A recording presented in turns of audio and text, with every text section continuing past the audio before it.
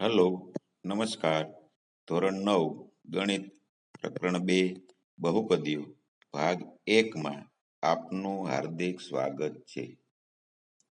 આપણે થિયરી સમજીએ. ચલ જે ભિન્ન કિંમતો ધારણ કરી શકે તેવી સંજ્ઞાને ચલ કહે છે. ચલ એટલે કે અસ્થિર. બેઝિક પદાવલીઓ. ચલ અને અચળને સરવાળા, બાદબાકી, ગુણાકાર કે ભાગાકાર ની ક્રિયાથી સાંકળતા મળતી અભિવ્યક્તિને બેઝિક પદાવલી કહે છે. એક ચલ બહુપદી નું વ્યાપક સ્વરૂપ અહીં આપેલું છે. an ગુણ્યા x ની n ઘાત વત્તા n માં ક્રમશઃ 1 નો ઘટાડો કરવામાં આવે તો છેલ્લે એ 0 બનશે અને x ની શૂન્ય ઘાત એટલે કે 1 થશે. એટલે છેલ્લું પદ અચળ સંખ્યા છે, જ્યાં a0 એ શૂન્ય નથી અને a0 થી an એ અચળ છે.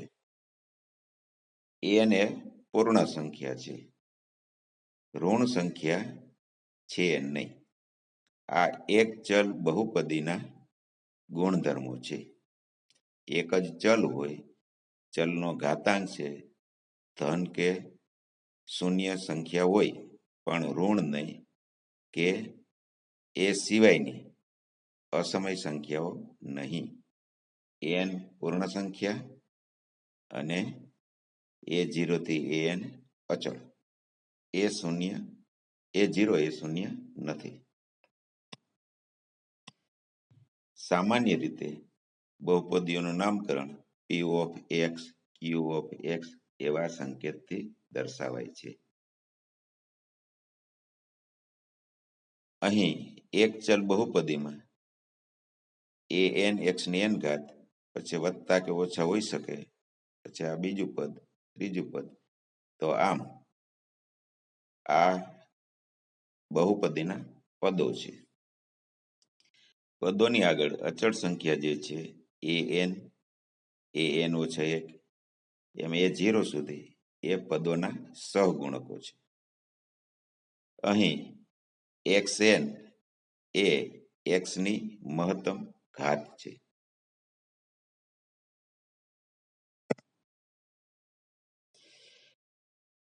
an x ની n ઘાત ને બહુપદીનું અગ્રપદ કહે છે. અગ્ર એટલે કે આગળનું, અને અગ્રપદમાં an છે એને અગ્ર સહગુણક કહે છે.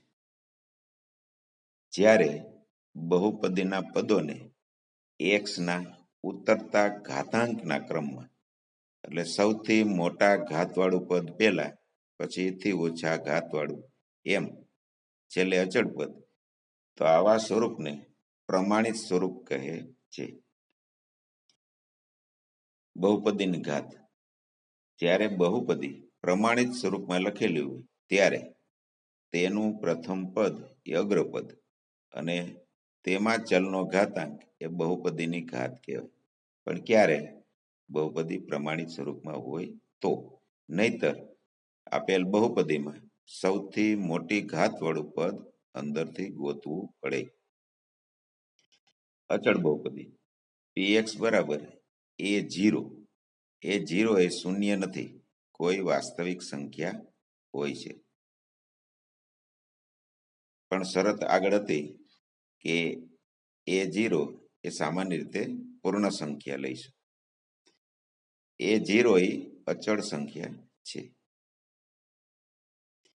એક પદી. જે બહુપદીમાં માત્ર એક જ પદ હોય તો તેને એક પદી. એવી રીતે પદના આધારે 2 પદ હોય તો દ્વિપદી, 3 પદ હોય તો ત્રિપદી, એમ ક્રમશઃ 5 પદ હોય તો પંચપદી કહીશું. અહીં કોઠામાં બહુપદી, વ્યાખ્યા, વ્યાપક સ્વરૂપ, ઘાત અને એનું ઉદાહરણ આપેલું છે, તે જોઈએ. શૂન્ય બહુપદી જેમાં અચળ બહુપદીને શૂન્ય બહુપદી કહીશું. વ્યાપક સ્વરૂપ શૂન્ય છે. એની ઘાત આપણે દર્શાવી શકીશું નહીં, એટલે કે ઘાતમાં એ અવ્યાખ્યાયિત છે. ઉદાહરણ શૂન્ય. અચળ બહુપદી. જે બહુપદીની ઘાત શૂન્ય હોય તે બહુપદીને અચળ બહુપદી કહીશું. વ્યાપક સ્વરૂપ કોઈ પણ અચળ સંખ્યા કે જે શૂન્યતર છે. એટલે શૂન્ય સિવાયની વાસ્તવિક સંખ્યા હોય તો એ અચળ બહુપદી ઓળખીશું. ઘાત એની શૂન્ય થશે. ઉદાહરણ આપેલા છે 7 ઓછા 3/5. એક ઘાત બહુપદી. વ્યાખ્યા છે બહુપદીની ઘાત 1 હોય તે બહુપદીને સુરેખ બહુપદી કહીશું. એક ઘાત બહુપદીનું આ બીજું નામ સુરેખ બહુપદી, જેનો ગ્રાફ રચવામાં આવે તો સીધી રેખા મળે. વ્યાપક સ્વરૂપ ax + b, જ્યાં a બરાબર 0 નથી, કારણ કે એ શૂન્ય લઈ તો અચળ બહુપદી બની જાય અને a અને b વાસ્તવિક સંખ્યાઓ છે. એની ઘાત 1. ઉદાહરણ આપેલા છે 5x - 2 x/2 7x + 3. દ્વિઘાત બહુપદી. જે બહુપદીની ઘાત 2 હોય તે બહુપદીને દ્વિઘાત બહુપદી કહે છે. વ્યાપક સ્વરૂપ ax² + bx + c, જ્યાં શરત છે કે એ 0 નહીં લેવાનો. જો 0 થઈ જાય, જો એ 0 લઈએ તો તે સુરેખ બહુપદી થઈ જાય. આમાં બહુપદીની ઘાત 2 ઉદાહરણ આપેલા છે. હવે આ જ રીતે ક્રમશઃ ત્રિઘાત, ચતુર્ઘાત, પંચઘાત એ રીતે વાત સમજી શકાય. વ્યાપક સ્વરૂપ ત્રિઘાત બહુપદીમાં આ રીતનું છે. શરત જે ઘાતની બહુપદી હોય તેનો સહગુણક શૂન્ય ન થવો જોઈએ. આટલી થિયરી આવડતી હોય તો આપણને સ્વાધ્યાય 2.1 આવડી જાય. પહેલો દાખલો. નીચે આપેલી અભિવ્યક્તિઓ પૈકી કઈ બહુપદી એક ચલવાળી છે અને કઈ બહુપદી એક ચલવાળી નથી, અને તમારા જવાબ માટે કારણ આપવાનું છે. પહેલી બહુપદી જોઈએ. 4x² - 3x + 7. તો પ્રથમ દ્રષ્ટિએ જે એક ચલ બહુપદીનું વ્યાપક સ્વરૂપ છે તેનું પાલન કરે છે. ચલ x છે, ચલનો ઘાતાંક છે, તે પૂર્ણ સંખ્યા છે. એટલે આપેલ બહુપદી એક ચલવાળી બહુપદી છે. એ જ રીતે બીજી બહુપદી પણ એક ચલવાળી બહુપદી છે. ત્રીજી બહુપદી જોઈએ તો અહીં પ્રથમ પદમાં t એ વર્ગમૂળમાં છે, એટલે કે t ની 1/2 ઘાત કહેવાય. તો આ ઘાતાંક એ પૂર્ણ સંખ્યા નથી, એટલે કે આપેલ બહુપદી એ એક ચલવાળી બહુપદી નથી. એ જ રીતે ચોથી બહુપદી જોઈએ તો અહીં બીજું પદ 2/y, એટલે કે 2 ગુણ્યા y ની -1 ઘાત થાય. તો અહીં બીજા પદમાં -1 ઘાતાંક એ પૂર્ણ સંખ્યા નથી, એટલે કે ચોથી બહુપદી એ એક ચલવાળી બહુપદી નથી. પાંચમી જોઈએ તો અહીં સ્પષ્ટ છે કે x, y ને t એવા અલગ અલગ પદ હોય આપેલ બહુપદી એક ચલવાળી બહુપદી નથી, પણ આ બહુપદીને ત્રિચલ બહુપદી કહી શકીશું. દાખલો બીજો. x² નો સહગુણક લખવાનો છે. તો આપેલ બહુપદીમાં x² ગોતવાનું. અહીં મધ્યપદ છે x² છે, જેનો સહગુણક 1 છે. અહીં બીજામાં મધ્યપદ x², જેનો સહગુણક -1 છે.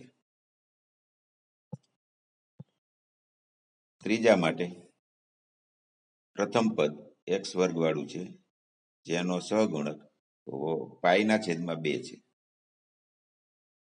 ચોથી બહુપદીમાં x² એવું પદ છે નહીં, પણ આ બહુપદીમાં આપણે x² ઉમેરવું હોય તેનો સહગુણક શૂન્ય સાથે રચી શકાય. આમ વર્ગમૂળ 2x ઓછા 1 વત્તા 0 ગુણ્યા x નો વર્ગ એવું કહીએ તો x વર્ગ વાળી બહુપદી રચાઈ જાય, એટલે કે એનો સહગુણક શૂન્ય થશે. ચોથી બહુપદીમાં x વર્ગનો સહગુણક શૂન્ય. ત્રીજો દાખલો 35 ઘાતાંક વાળી દ્વિપદી નું કોઈ પણ એક ઉદાહરણ આપવાનું છે. તો શરતને આધીન કોઈ પણ એક ચલ પસંદ કરીએ, એની 35 ઘાત રચવી પડે. હવે એનો સહગુણક આપણને જે અનુકૂળ આવે તે લખીએ. દાખલા તરીકે 5. એટલે એક પદ થયું, પણ દ્વિપદીની માંગ હોય તો હવે વત્તા કે ઓછા કરીને કોઈ પણ એક પદ ઉમેરી દો, અચળ સંખ્યા ઉમેરી દઈએ. દાખલા તરીકે 3, 2, 3/2 કે -3, -5. તો આ એનું ઉદાહરણ છે. હવે એ જ દાખલામાં એક બીજું ઉદાહરણ રચવાનું છે.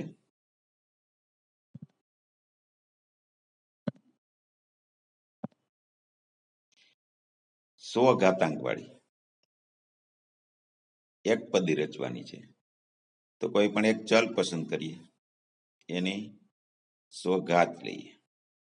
આટલું કામ ફરજિયાત છે. હવે એનો સહગુણક આપણને અનુકૂળ આવે કોઈ પણ, 8 લો, 180 લો, ઋણ સંખ્યા લો, અને એક જ પદ કીધું છે એટલે આ એનું ઉદાહરણ બની ગયું. આગળ ચોથો દાખલો, નીચે આપેલી બહુપદીઓની ઘાત જણાવો. તો સૌ પ્રથમ બહુપદીમાં સૌથી મોટો ઘાતવાળો પદનો ક્રમ જોઈએ. પ્રથમ જ હોય એવું જરૂરી નથી. તો આપેલ બહુપદી 1 નંબરની જોઈએ, જેમાં 3 ઘાતાંક છે એવું પેલું પદ છે, તો એ બહુપદીની ઘાત 3 કહેવાય. બીજામાં y નો વર્ગ એટલે 2 ઘાત. ત્રીજામાં પ્રથમ પદ 5t, t નો ઘાતાંક દેખાય નહીં એટલે 1 હોય જ છે. અને ચોથી બહુપદી અચળ બહુપદી છે. તો 3 ગુણ્યા કોઈ પણ ચલ એક નક્કી કરીએ, માનો કે x છે, તો x ની શૂન્ય ઘાત એટલે 1. તો અહીં ચોથામાં બહુપદીની ઘાત શૂન્ય થાય.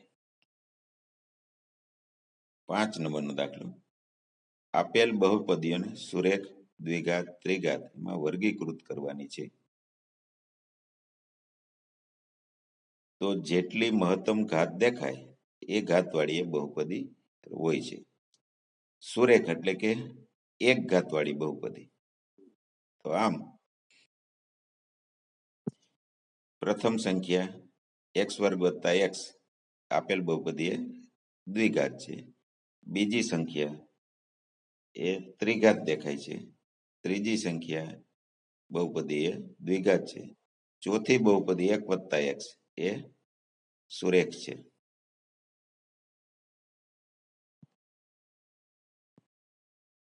પાંચમી સંખ્યા 3t એ પણ સુરેખ છે. છઠ્ઠી r નો વર્ગ એ દ્વિઘાત. છેલ્લી સાતમી રકમ છે 7x નો ઘન, તો એ ત્રિઘાત. અહીં અમુક દાખલા છોડીને બાકીના બધા ગણીને સમજાવેલ છે.